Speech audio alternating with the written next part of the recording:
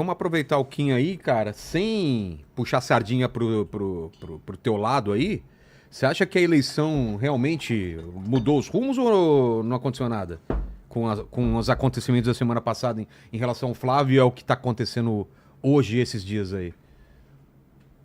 Olha, é difícil não puxar a sardinha fazendo análise desse assunto, porque, sem dúvida nenhuma, essa desmoralização pública do Flávio, né, mostra que nos beneficia, porque a gente sempre falou sobre isso, né, porque a gente organizou manifestações e falou sobre escândalos de Banco Master, e, inclusive, quando teve sessão conjunta do Congresso, né, o Flávio Bolsonaro fez um acordo com o Davi Alcolumbre para que ele pautasse, né, o veto da dosimetria e não colocasse em pauta, em troca diminuísse a pressão em relação à CPMI do Banco Master, tanto que o Flávio não falou absolutamente nada, não cobrou que fosse instalada a CPMI, que é direito de minoria, que está no regimento comum do Congresso, que está na jurisprudência do Supremo. Eu ingressei com mandado de segurança, inclusive, para obrigar o presidente Davi Alcolumbre a cumprir a lei, né, e instalar a CPMI.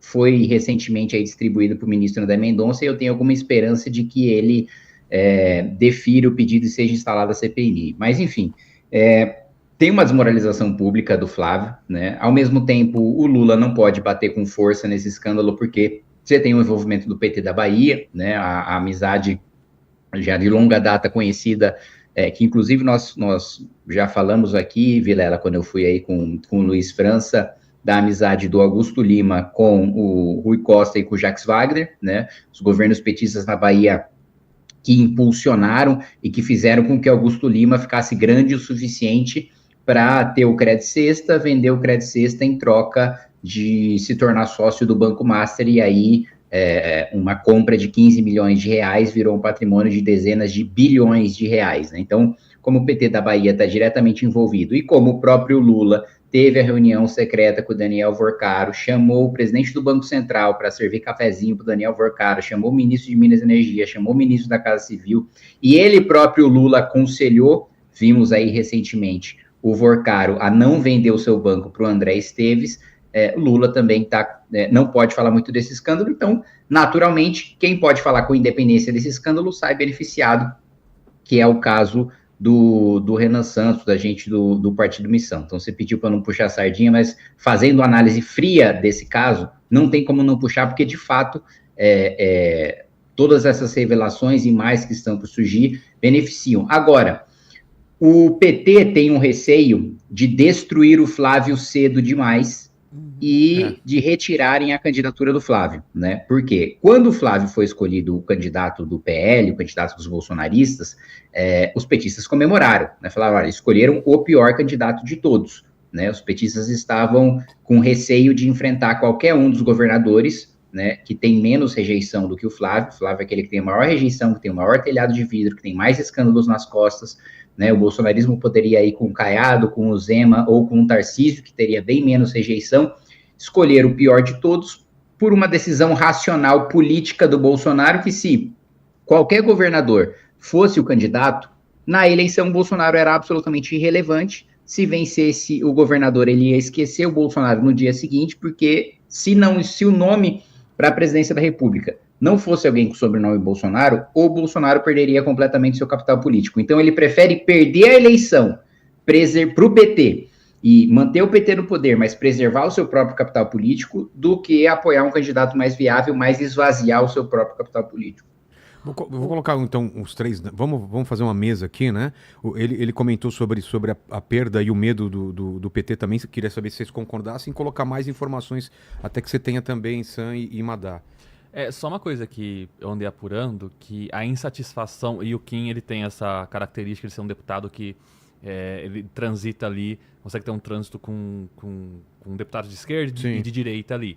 A apuração que eu tenho nas últimas horas é que essa história pegou muito mal no bolsonarismo. Que assim, a gente não está vendo publicamente o quão, assim, aliados próximos do senador Flávio Bolsonaro estão incomodados principalmente com o fato de que ele não foi claro desde o início de qual era a relação dele com o Vorcaro. Tem também o elemento do Zema, né?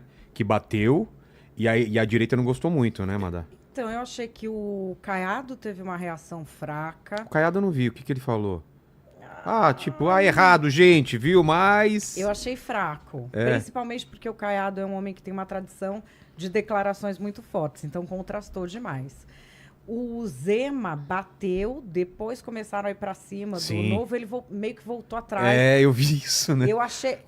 Deve ter falado um monte, né? Então, mas numa campanha ele deveria ter ido até o final com essa história. E o Renan o Renan é na direita o único que se posicionou. Se posicionou, cobrou. E na direita, dentro do bolsonarismo, tá tendo um racha.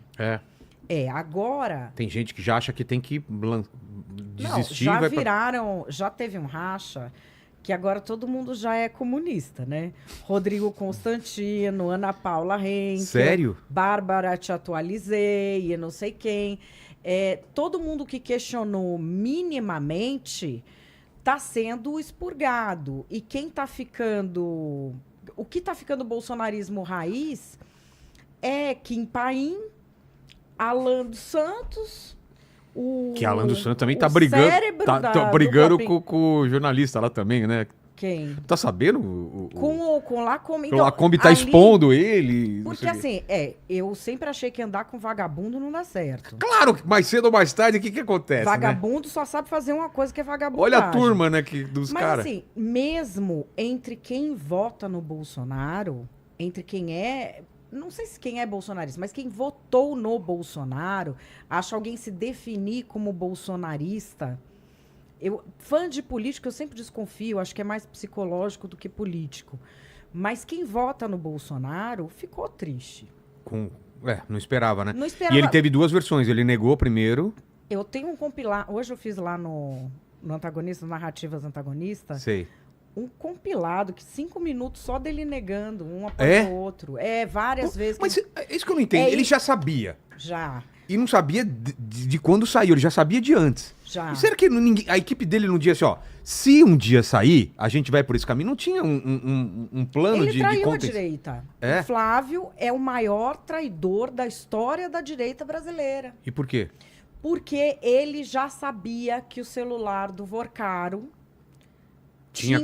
tinha sido levado pela PF quando ele lançou a candidatura dele.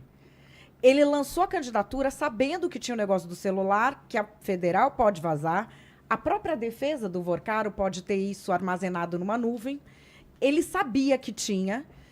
Ele não deixou a direita ter uma candidatura competitiva com apoio do Jair Bolsonaro, lançou a dele sabendo e mentiu para todo mundo lá dentro. Putz, então é isso que tá pegando, então. Isso seria interessante ouvir o Kim como falando. tá repercutindo isso no Congresso, né? Como que tá repercutindo isso? Não, dentro da base bolsonarista, assim, ninguém tem coragem de falar publicamente, porque como o bolsonarismo é uma seita em que se você coloca o pezinho fora para qualquer crítica, mínima crítica que seja, você é destruído politicamente. Então, assim, em regra, os bolsonaristas, eles dependem 100% para se eleger, para ter relevância, do apoio ao Bolsonaro. E assim, todo bolsonarista que eu conheço tem críticas a fazer ao Bolsonaro. Alguns deles mais, outros menos. Mas nenhum deles faz publicamente, porque o bolsonarismo tem essa característica de seita, de destruir e de tratar como traidor qualquer um que tenha uma crítica pontual, qualquer um que tenha um mínimo de discordância. Inclusive, quando saiu o Partido Missão, um deputado bolsonarista veio falar para mim o seguinte: Kim, eu tô com inveja de vocês.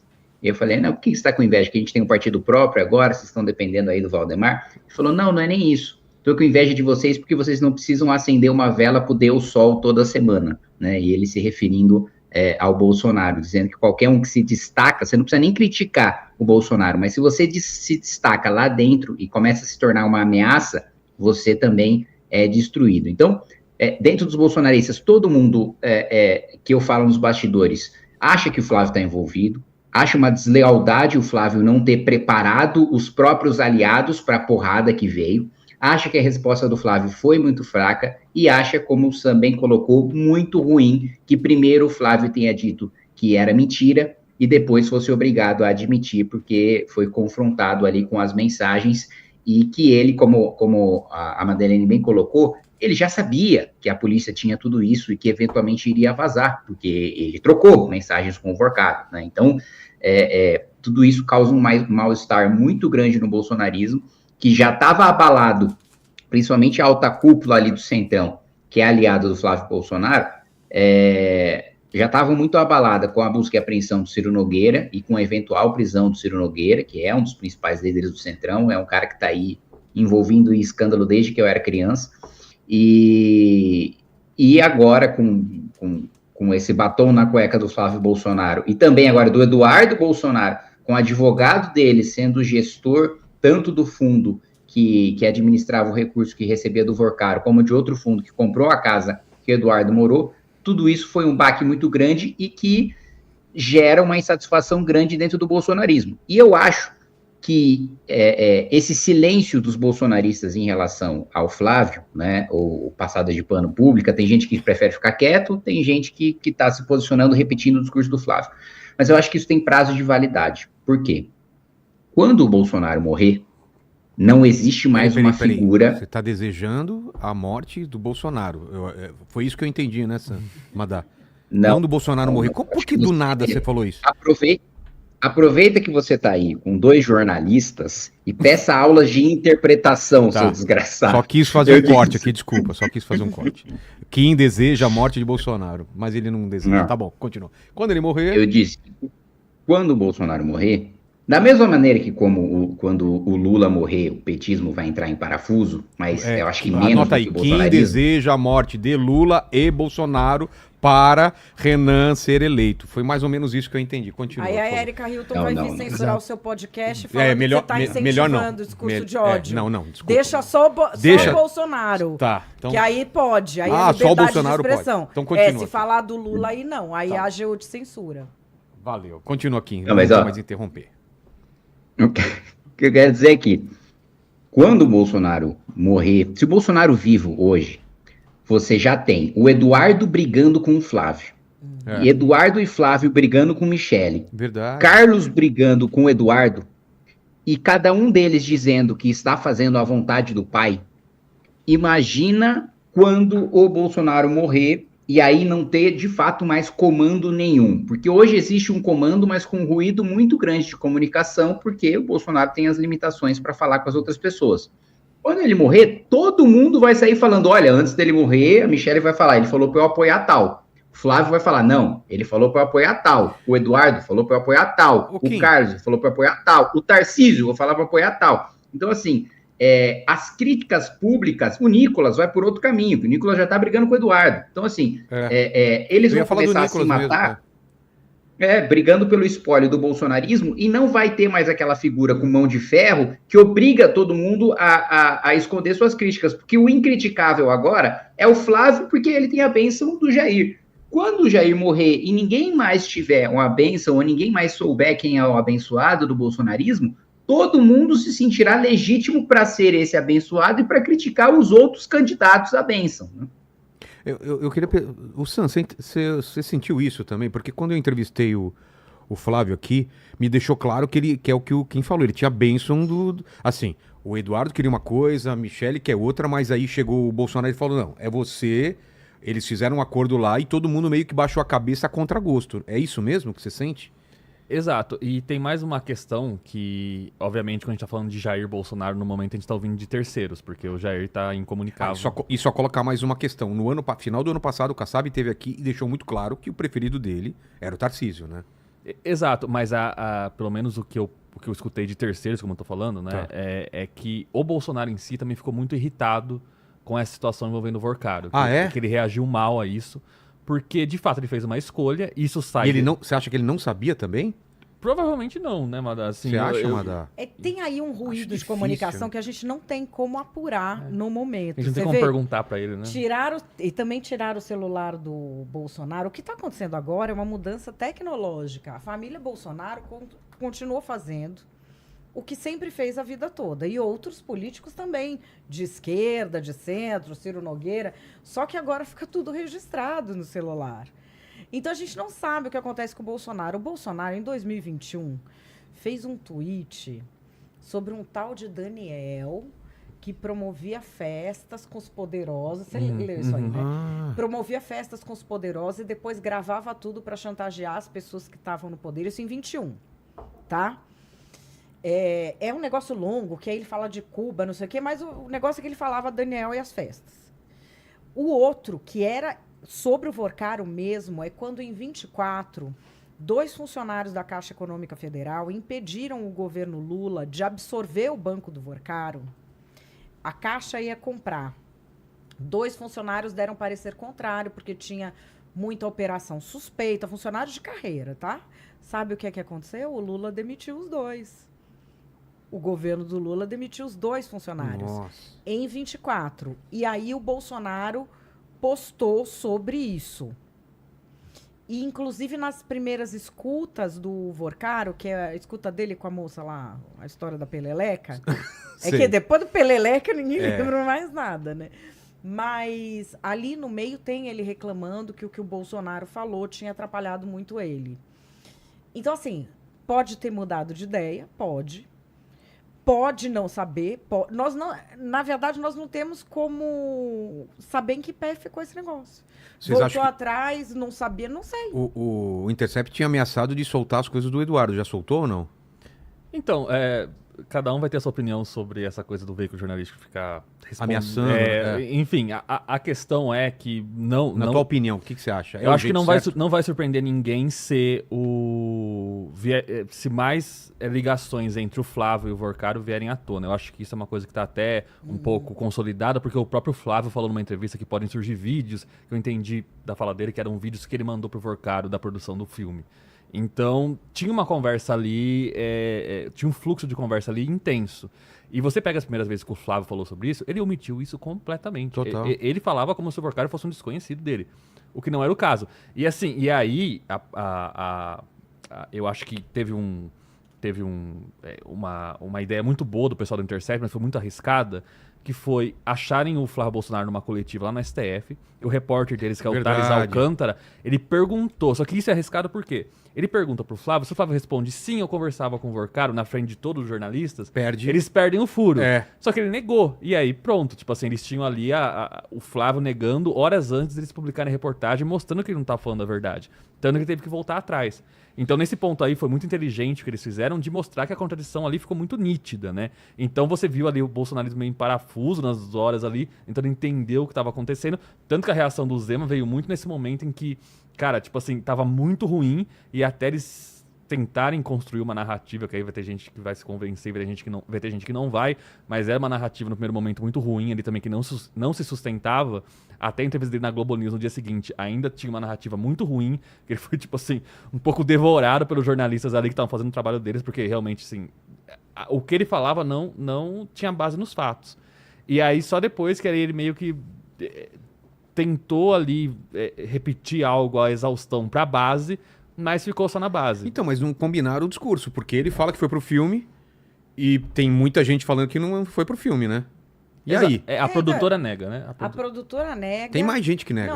Não, o Eduardo também. Não, quem é que nega? O Paulo, o Figueiredo? Tem mais gente que nega. Não, Eduardo, Pink Cérebro, eles uma hora falam uma coisa, outra hora falam outra. Mas qual que é a versão agora deles? Aliás, eu queria até perguntar um pouquinho qual é a última versão. Qual que é a versão? Não tem só os 134 milhões. Não? Não. Eu sei que o Eduardo negou que foi pra casa dele, porque estavam falando que foi pra casa dele, certo? Tem esse dinheiro, tem o dinheiro daquela empresa. Mas é engraçado que o pessoal fala como a gente estivesse falando 164 mil, que também é muito dinheiro, mas estamos falando em 164 milhões por um filme. Qualquer filme é muito dinheiro. E só pontuar uma coisa sobre isso, que assim, na nossa vida pessoal, vamos supor que você precisa, sei lá, pedir R$500 emprestado. Pô, o Lene, quando me pede R$1.000, eu já falo, pô, Lene, já R$1.000? Bastante, não, né? mas Já assim, Imagina chegar pra mim, ô Vilela, você tem 164 milhões? Eu falo, Lene, não, então, retire-se daqui. Mas aí que tá, você que tá assistindo, você vai fazer isso com quem? Com quem você tem uma confiança ali, com quem você não vai chegar num cara desconhecido e falar, ô, me manda aí quinhentão. O Flávio Bolsonaro, ele falava, pô, meu irmão, tamo junto, não sei o quê, nas vésperas do Vorcaro ser preso. Então... E isso passa um recado muito ruim pra ele, de que ele era próximo do Vorcaro, por mais que ele fale que não. Porque não era um empresário aleatório que ele tava pedindo... Eu tava pedindo R$5.000, cara. Exato. Então, assim, não se sustenta na lógica mesmo, né? E muita gente andou nesse jatinho do Vorcaro também. o que tem de gente aí que... Era a frente ampla, você já tinha. Né? Tinha de rapaz. Tudo. Vamos colocar o Kim, então, para fazer a participação final, porque ele tem horário e a gente tem outro participante também para entrar. Então, Kim, em cima de tudo que foi falado aqui, faz um fechamento, então. O que você acha que vai ser daqui para frente, o que pode aparecer, tua análise de tudo. Primeiro ponto, eu acho que eu concordo com o que falaram sobre... Epa, tem problema na câmera aqui? Deu uma travada na sua Deu uma câmera. travada. E ainda não... Aí, agora tá uma faixa preta em cima. Caramba, hackearam Nossa, estão hackeando você. É o Carlos Bolsonaro. A quem interessa me calar em relação ao caso do Banco Master? A quem interessa? Aí, agora voltou. Vamos lá. Então, primeiro eu concordo que existe uma estratégia da defesa de falar o seguinte: olha, rapaziada, vocês não vão salvar o meu amigo aqui, né? Vocês não vão ajudar? Quem do Supremo está envolvido? Quem do Planalto está envolvido? Flávio Bolsonaro está envolvido? Vocês não vão ajudar a tirar o cara aqui da cadeia? Ele está falando para começar a vazar coisas de vocês. Então, vocês fiquem espertos que a gente tem esse material contra vocês sabem, só que vocês não estão sendo competentes o suficiente para salvar a vida do meu cliente aqui. E vale lembrar também que o Vorcaro, ele é fraco, o Vorcaro é um playboy, o Vorcaro é um bom vivan. Diferente de um Zé Dirceu, que é um guerrilheiro, e é um cara que, eu roubei, o Lula roubou, não interessa, eu vou ficar calado até o final, porque eu tô com o partido, não vou entregar ninguém, porque o meu negócio é o projeto de poder, não é o dinheiro, não é só dinheiro no bolso, é o projeto de poder. O Vorcaro não, o Vorcaro teve um ataque a ponto de socar a parede e ficar sangrando a própria mão, porque não aguentou ficar preso ali 2 semanas, ele já estava tendo esse ataque, e aí trocou de advogado, que é você passar um recado também. Tem advogado criminalista que faz delação, que não faz, trocou para um que faz, para dar o recado que iria fazer e ser mandado ali, ser mudado de cela, de instituição. Então, o primeiro ponto é esse. Mas existe um outro ponto. Quando tem uma estratégia de uma investigação que depende de opinião pública para avançar, porque mexe com interesse político muito grande, existe uma estratégia já utilizada há algum tempo, e eu acho que o mais marcante é o caso da Lava Jato, que é o seguinte: primeiro, você vaza um indício menor, né? O Ministério Público, a Polícia Federal, ou às vezes o próprio juiz, vaza um indício menor. Eu lembro do caso do Eduardo Cunha.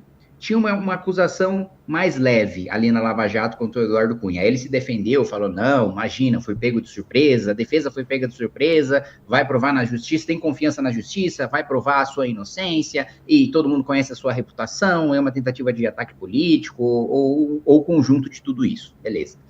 Aí depois vem uma prova mais contundente, depois dessa negativa inicial. Depois dessa negativa inicial e da prova mais contundente, o discurso fica mais ameno, né?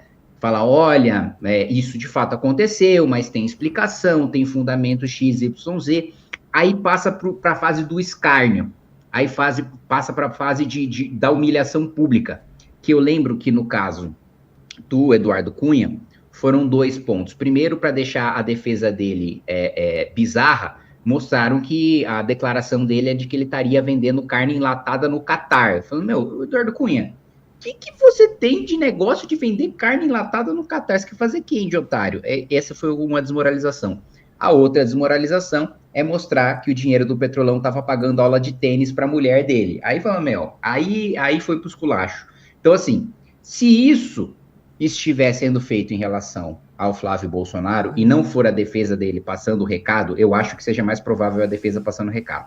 Mas, se for estratégia de destruição de imagem por etapas, né, utilizando provas de crimes que eles possuem, eu diria que tem mais uma etapa para deixar mais contundente e desmontar a narrativa de que foi para filme, porque assim, gente, pelo amor de Deus, né, o Parasita custou metade, né, ganhou Oscar e custou metade do filme, daquele filme rocambolesco com aquele roteiro tosco do Bolsonaro. Kim, claramente a gente sabe que esse valor não iria para o filme, não é um absurdo.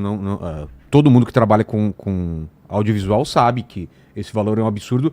Teria que ser muito efeito especial, teria que ter um filme de época, e mesmo assim dá para fazer muito mais barato. Então, com certeza esse dinheiro, ou totalmente ou parcialmente, não foi pro filme, né? Sim, que a justificativa deles não, tem o Jim Caviezel. Eu falei, mano, calma, é o Jim Caviezel, já ninguém lembra mais dele. não é o Pedro Pascal, né? Não é a Ana de Armas, não é a Sidney Sweeney que vocês estão contratando, calma lá, meu. Né? Então, eu acho que ainda vem uma desmoralização em relação ao verdadeiro destino da maior parte desse dinheiro. Eu diria que se tiver uma outra etapa, seria a desmoralização. Seria mostrar alguma coisa bizarra que gastaram com esse dinheiro, seria mostrar alguma coisa que deixaria tosca a defesa para finalizar a desmoralização pública. E para fechar minha participação, a minha aposta em relação ao escândalo do Banco Master, algum grande envolvido vai cair. Por quê? Porque os grandes bancos, que têm um oligopólio no nosso país, e são instituições financeiras muito poderosas, ficaram incomodadas com o Daniel Vorcaro. Porque os grandes bancos, eles fazem o lobby, eles aprovam algo no Banco Central, ou na CVM, ou no Congresso Nacional, que beneficia o seu oligopólio, e eles mantêm o seu oligopólio atuando de maneira legal da perspectiva operacional, né? Aí chega o Vorcaro e chuta o pau da barraca. Ele não só faz lobby, compra políticos, agrada os políticos para ter aquilo que o beneficia, mas ele opera ilegalmente. As próprias operações que ele opera financeiramente são ilegais e ele obtém uma vantagem competitiva grotesca em relação às instituições financeiras tradicionais. Então, por que as investigações, por que tudo isso ganhou a força que ganhou e não simplesmente foi derrubado pelo Supremo e pelo Planalto agora? Porque os bancos, que são instituições poderosíssimas, querem uma cabeça. Eles não aceitam que nenhuma cabeça seja entregue para não passar o recado de que, olha, a qualquer dia, qualquer um na Faria Lima pode virar um novo Vorcaro e, mais uma vez, bater, né, no oligopólio institucional que os grandes bancos têm. Então, na minha avaliação é o seguinte, está tendo uma guerra de facções agora, de pessoas envolvidas no escândalo do Banco Master.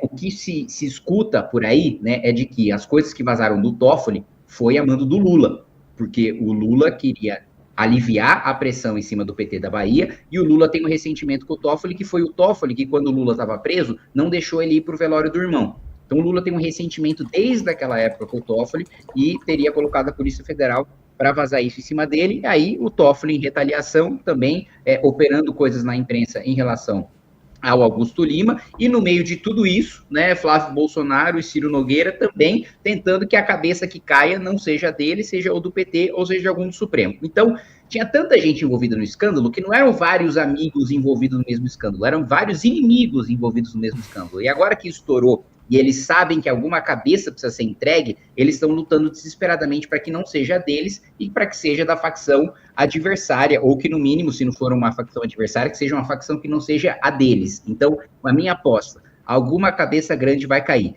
mas não serão todas as cabeças grandes envolvidas que vão cair. Valeu, gente, boa noite aí. Valeu, Kim, brigadão, hein? Até mais. E aí, curtiu o corte? Então dá aquela ajudinha, deixa o seu like, compartilha e se inscreve no canal. Um abraço e até o próximo vídeo, porque o futuro é glorioso.